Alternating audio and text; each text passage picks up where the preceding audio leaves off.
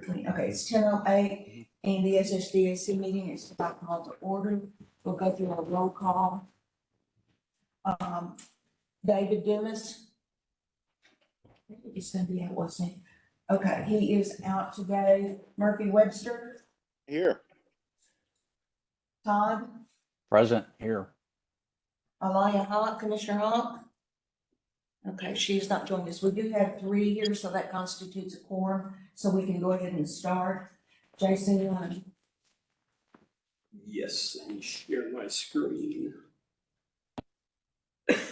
I like this setup. You guys are behind us and we can watch the screen and we don't have to look at your ugly mugs. Okay. Thank you, Cookie. Oh, Jason, I thought you'd appreciate that, Murphy. All right.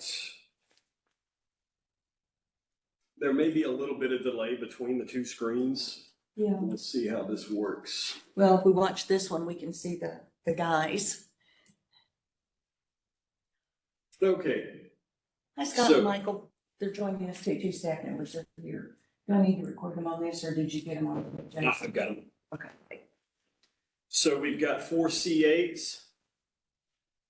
The first is application number 2302150003. It's an application for a certificate of appropriateness by Christy Smith of Signs Manufacturing and Maintenance Corp.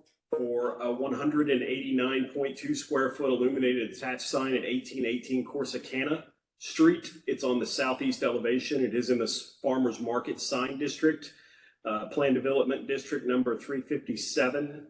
That is the Farmers Market Special Purpose District and Sub-District 2A. So the proposed sign is a set of LED illuminated channel letters mounted on a raceway against the facade facing I-30, bearing the names The Bridge and Doswell Pavilions. And it also has 2 logos. All applicable code has been met. And this is the purpose statement from the Farmers Market Sign District. The purpose of this division is to promote signage that is compatible with the architectural character and design guidelines of the Farmers Market Plan Development District, while encouraging artistic, creative, and innovative signs that are reflective of the themes that have grown and developed in the farmers market area. The subject site is located within the inner loop of the downtown area, and the site is approximately 3/4 of a mile southeast of City Hall, north of I-30 and west of I-345. It is, again, located in the farmers market sign district. You can see its location in relation to the other special provision sign districts. Here's the aerial map on the left and the zoning map on the right.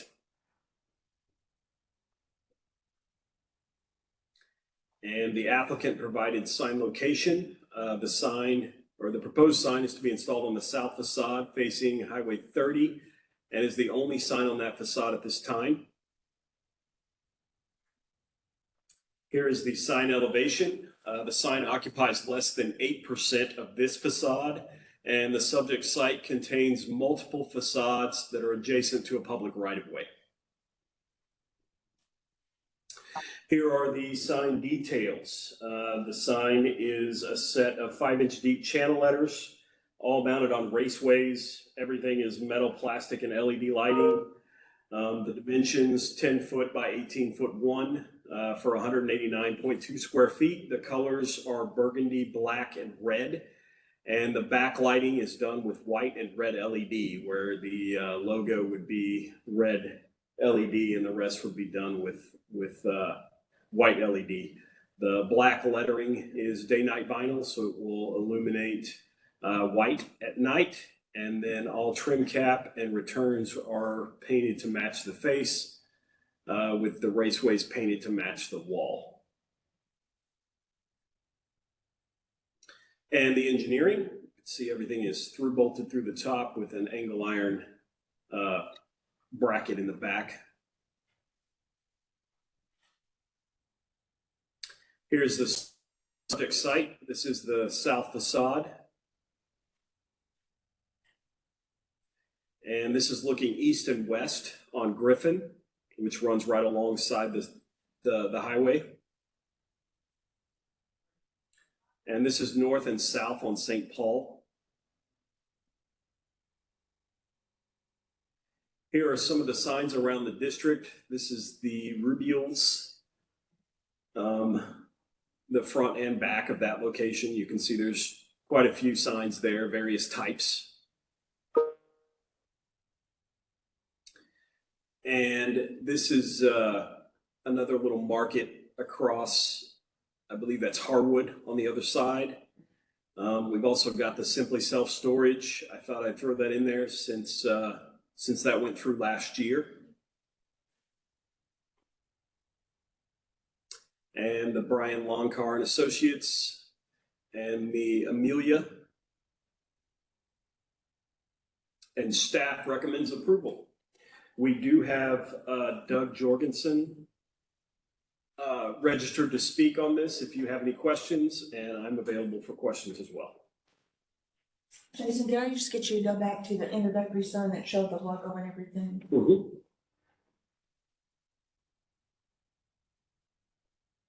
One more. We had it marked up on the building. Okay. Okay.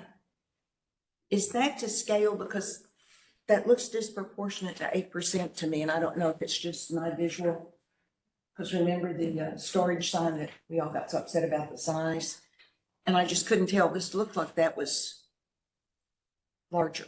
I went off the applicant provided measurements, and Okay. based on the scaling they provided, which it seems pretty close. Okay. I estimated the building at 20 foot tall, and then by 130 foot, and then just went with the square footage.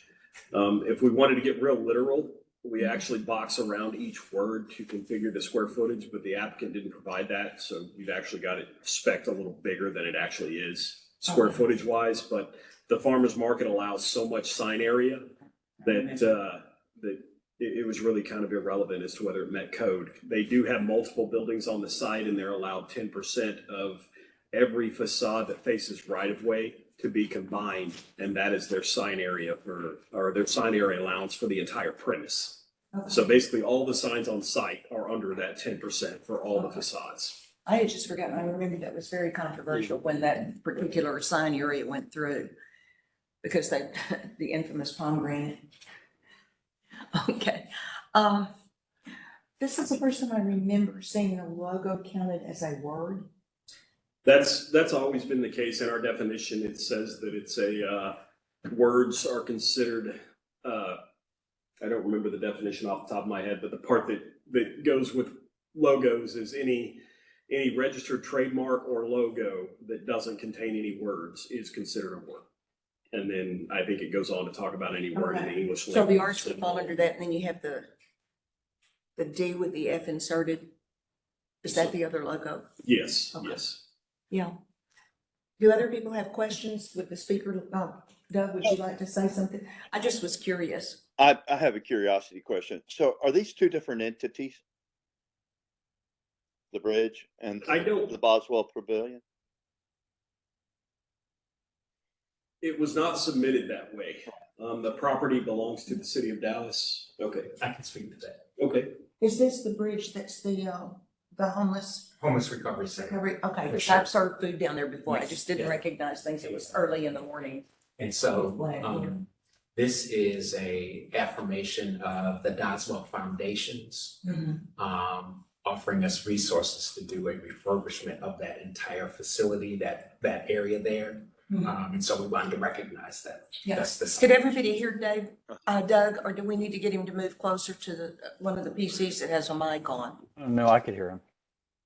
Okay. Would you give your name and address? Yes. I'm Dr. David Woody III. I'm the president and CEO of the Bridge.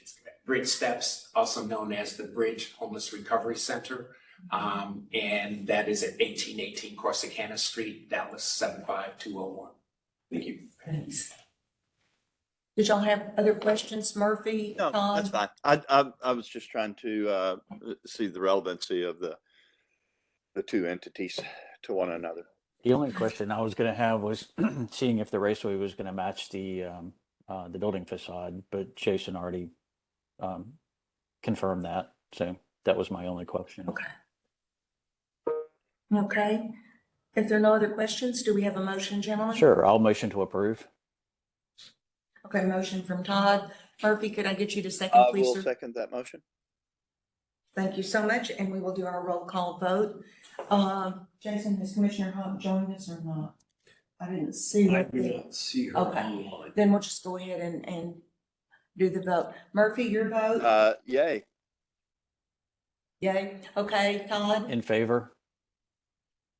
in favor, and the chair votes in favor. Motion carries. Our next case is application number, Thank you so much for. and I'll be Put together. next steps. Thank you.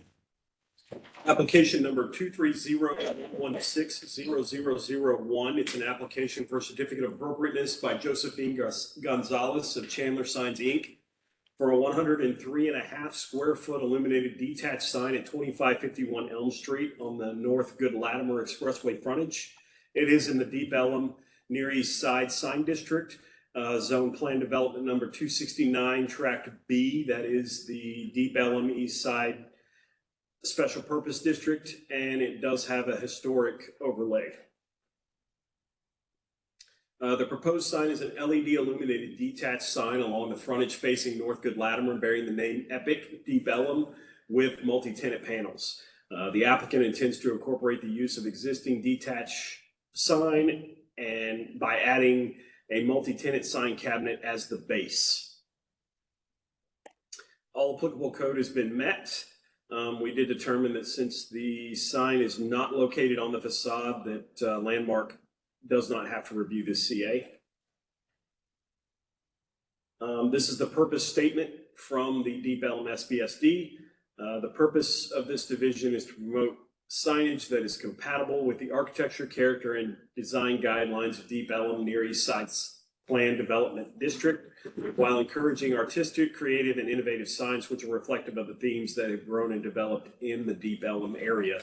Just a side note, Deep Ellum and the Farmers Market were kind of developed alongside each other, and their code was identical until we amended the Deep Ellum code a few years ago. Thank you for doing that, Jason. I remember the heartache. The subject site is located just outside the inner loop of the downtown area. The site's approximately 3/4 mile northeast of City Hall, north of I-30 and east of I-345. Again, it is located in the Deep Ellum SPSD. You can see the location there and its location in relation to the rest of the SPSDs. Here's the aerial map and the zoning map.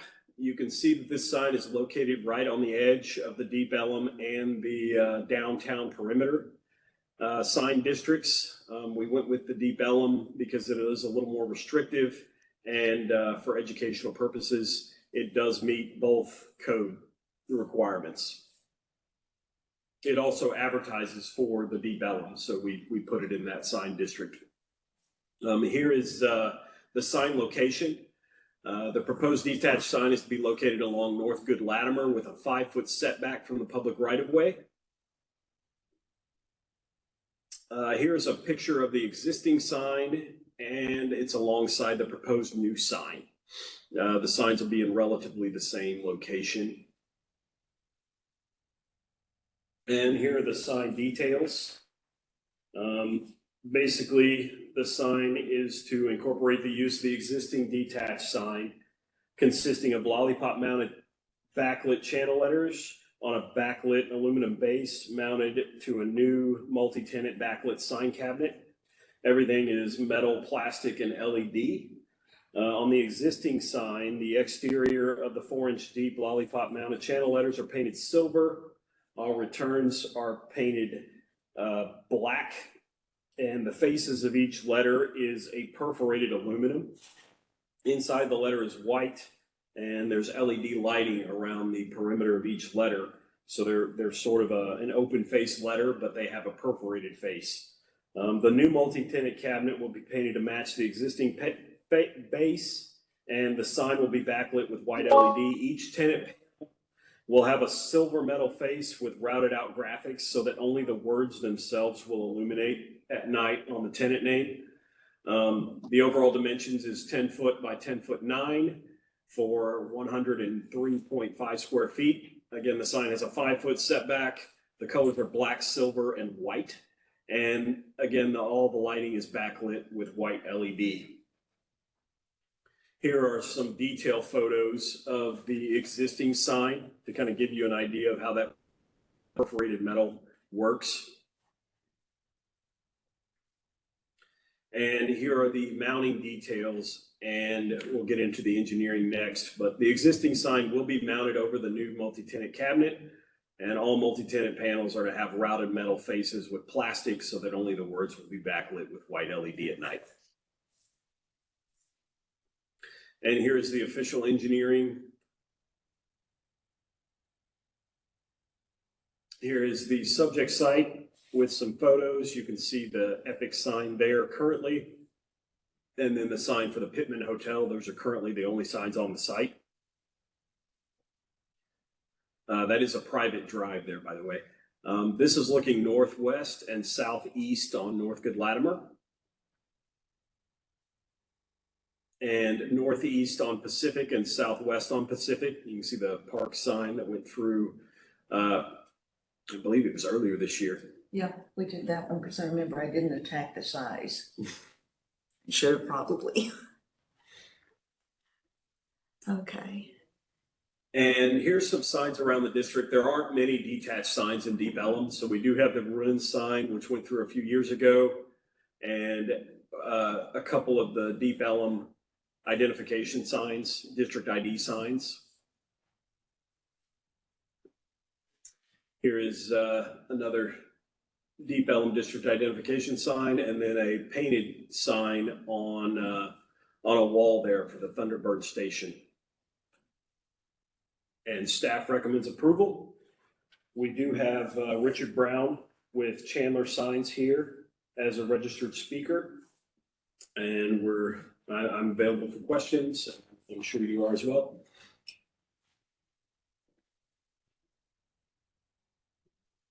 Everybody's quiet. No questions, gentlemen?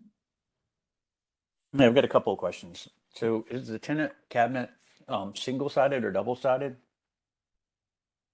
Everything is single-sided on this sign. It sits on that corner, so it's only an entry sign for that one little part of the building. Okay. And then the other question, it's kind of two-part. For the tenant panels, do those have to come to committee, or because the entire sign is, and this is for my edification, once the entire sign is passed, then the tenant panels can just be added or changed out? Since the tenant panels are on the sign as tenant panels, we won't make it come back to committee. It's just under the assumption that they'll be built the way it's spec'd, with only the lighting illuminate, or only the letters illuminating, and we won't come back unless something changes. Okay, good to know. And then, is there any restrictions on the color of I know they have to have the metal face, or they're speccing the metal face with the routed logo or text for the tenants. Is there a requirement on the color? So they spec silver, but this is Deep Ellum. So I mean, as far as color goes, it's wide open. Okay. That's all I would just hope they would stay with the same theme that they have on the Epic Deep Ellum sign, because that's a very attractive sign. yeah. But the sun's very monotone, but Deep Ellum has a lot of color in it throughout the whole Deep Ellum. I So. periodically drive through, yeah. Okay. So if I'm hearing everything right, the existing sign is being repurposed on the tenant box, basically. Correct. Okay. And no changes to the existing sign, you're just elevating it on a new base, right? That is correct. Okay, good. Okay. Murphy, did you have any other questions? No, ma'am. I will motion to approve. Okay, Murphy, motion I'll second that motion to approve. And then Todd seconds. Okay, we'll go through our roll call. Murphy, your vote, please, sir? Yay. Didn't hear you, Murphy. A yay. Oh, yay, Doing okay. yay Todd? today. I'm doing a yay today. The chair votes. in favor. In favor, okay. So it's unanimous. Motion passes. The next case is application number. Thank you so much. Okay. Thank you very much. Application number 2302170014. It's an application for a certificate of appropriateness by Shannon Jones of Turner Sign Systems for a 17.5 square foot illuminated attached sign at 1511 Elm Street on the south elevation.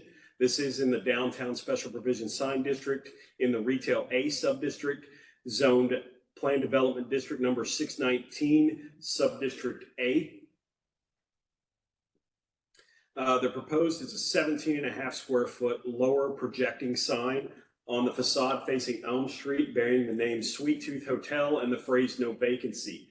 There's a license agreement in place for the sign and the canopy, or excuse me, in process for the sign and the canopy, and all applicable code has been met. Here is the purpose statement from the downtown special provision sign district. To regulate signs to enhance, preserve, and develop the unique character of the downtown while addressing the diversity of businesses and promoting its economy.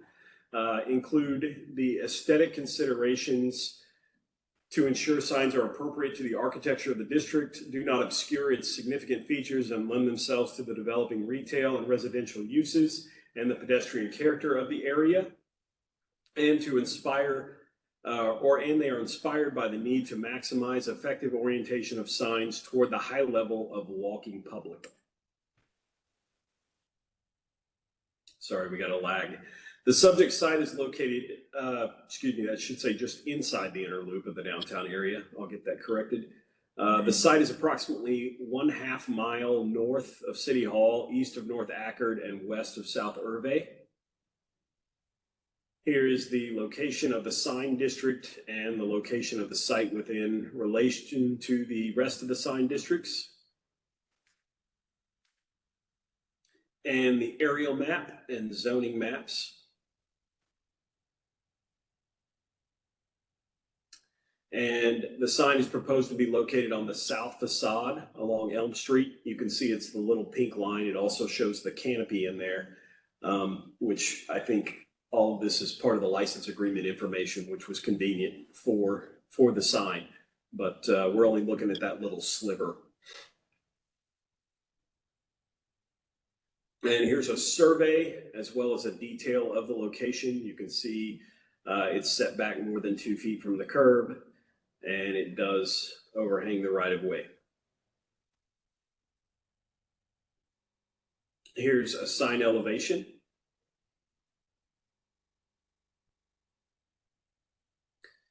And another elevation.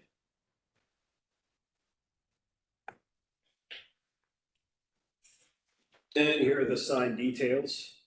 The sign is considered a lower projecting attached sign. Everything is built from metal, plastic, and LED lighting.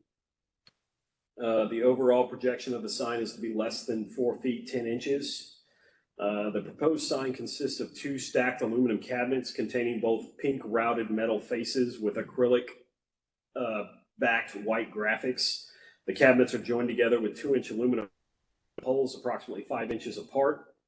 The sign is to be illuminated with white LED, which would mean only the letters and the border would illuminate, and those would be white. And the sign is mounted 10 feet above the sidewalk and on the inside of a reveal inside the facade facing Elm Street. Again, it's the dimensions of the sign is 5 foot by 3 foot 6 for an area of 17.5 square feet. The colors are pink and white, and the backlighting is to be done with white LED. Here are the internal details and the attachment details. And photos of the subject site.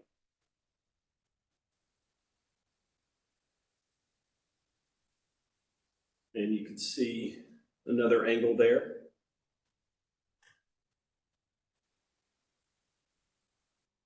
This is looking east and west on Elm. You can see the video board on the building.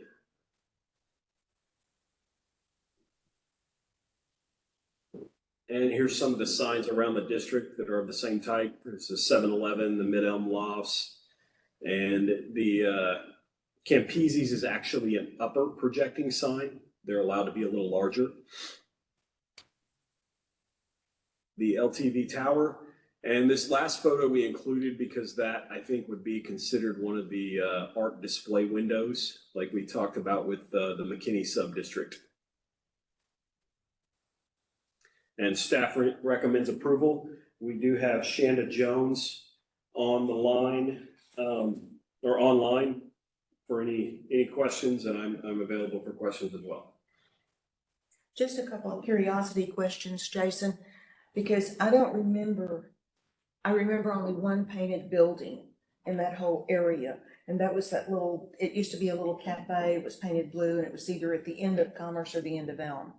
Is there a restriction? Does that have to go for special approval to have a building painted?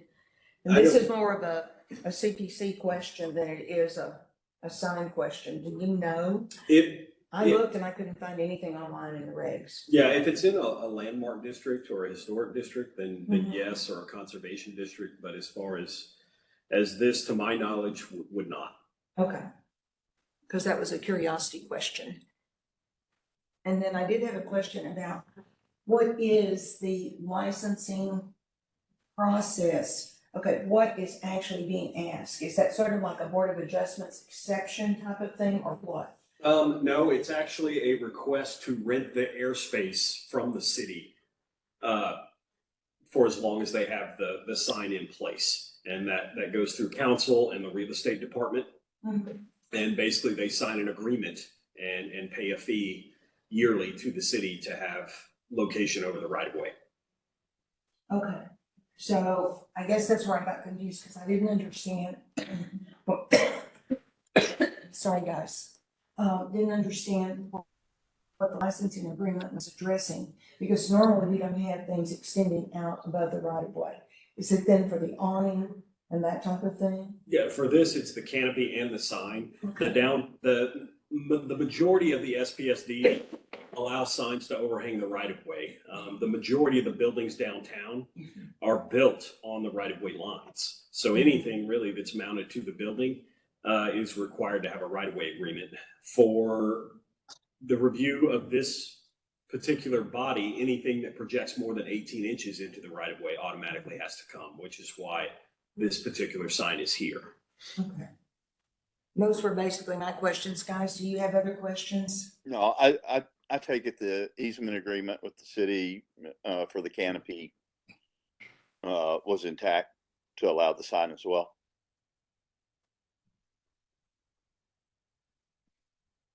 It's combined, but they both have to be mentioned in the agreement. Gotcha. I believe they applied for both at the same time. In this same packet was a survey for just the canopy as well. Gotcha. But I took that out because it didn't relate. Understand. Okay. Well, it's paying. Any other questions? It's So- paying. Yeah, I've got a question. So on one of the photographs, it looked like there was already a sign. Is this replacing that sign? Let me find that photograph. There's actually a tenant next door called Pink Toes, and they have a sign that's underneath the, for lack of better words, arcade there. So it's kind of in their entryway. You can see it there on the left. Other than that, there are no other projecting signs on this particular lease space. There is the public parking sign further down, and then the LTV sign for the apartments there. And then further to, what would that be? The west is the video board. So there are quite a few projecting signs on this facade, but that is kind of the intent for the requirement. They allow one per pedestrian entrance, and then the upper projecting signs are under a different requirement. Jason, go back for a second, because you had a Sweet Tooth sign already up there, Yeah. which was inset. Yes. And then is the projecting sign going to be a replacement for that or an addition to? I just don't understand the relationship. Will this one go away, or is it? Based on the drawings that are submitted, I believe it would. Outside of that, I would have to have the applicant address that. It looks like the canopy is going to go right where that sign location is. That's what So- it looked like to me. So Shonda, can you answer that question, please? Yes, ma'am? ma'am. That's just a temporary sign up there so they have some identification.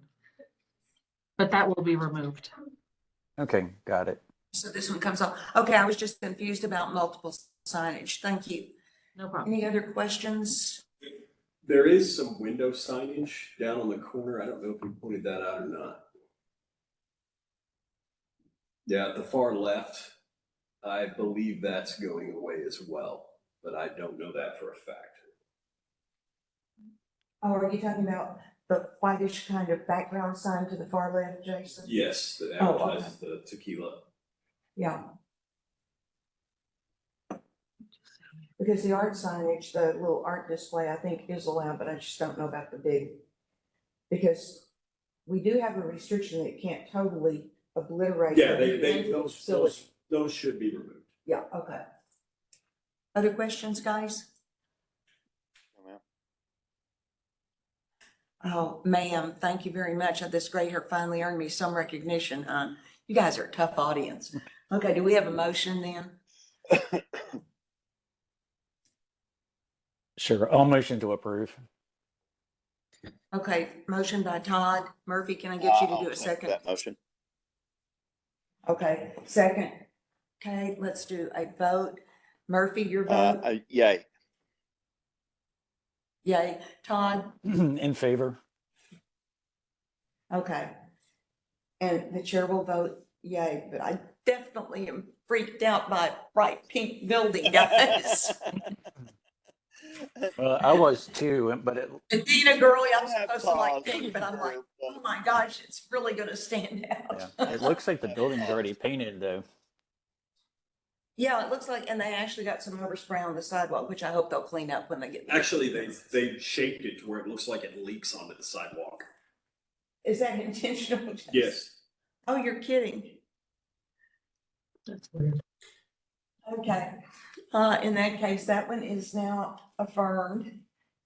All right, the last application is Thank you, application John. number 23021700022, an application for a certificate of appropriateness by Christy Smith of Signs Manufacturing Corporation for a 164 square foot illuminated attached sign at 1712 Commerce Street on the south elevation. It is in the downtown special provision sign district, also within the retail A sub-district.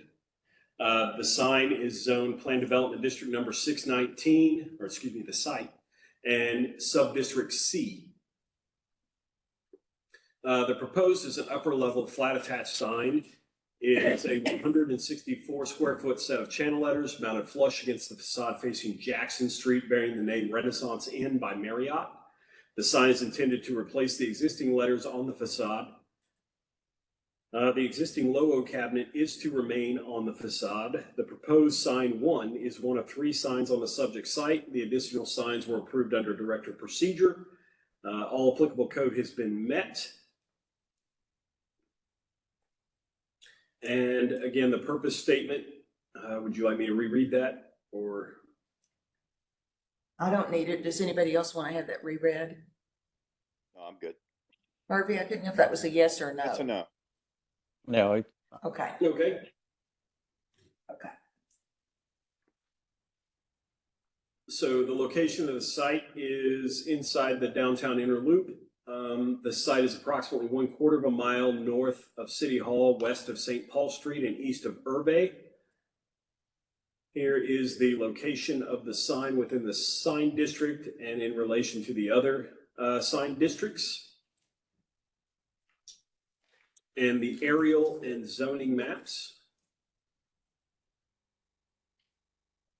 Here is the location of the sign. The proposed sign 1 is to be installed on the south facade facing Jackson Street, is to replace the existing letter set. And here are some sign details with the photos. These are going to be flush mounted channel letters, 5 inches deep. They are proposed to be painted gray, and that will be the returns and the trim cap. The faces will be the perforated vinyl that's also gray, so they'll illuminate white at night. The dimensions are 8'2.5" by 20'1" with a area of 164 square feet. And combined with the existing cabinet, that makes it 200 square feet. Again, the colors are PMS 225 or 425 gray, and the backlighting is all white LED. Here is the elevation. You can see that all signage is above the 36-foot line, making them entirely in the upper level. And we've also got the sign detail on the right, showing how it's constructed. And the engineering and mounting. Here is the subject site. This is looking at the south facade.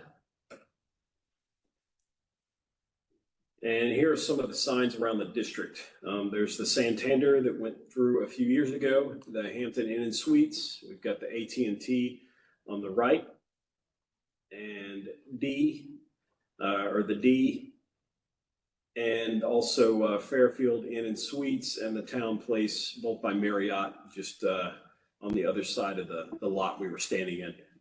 And staff recommends approval. Okay. And we have Doug Jorgensen here and Dan Williams as registered speakers. And I'm available for questions.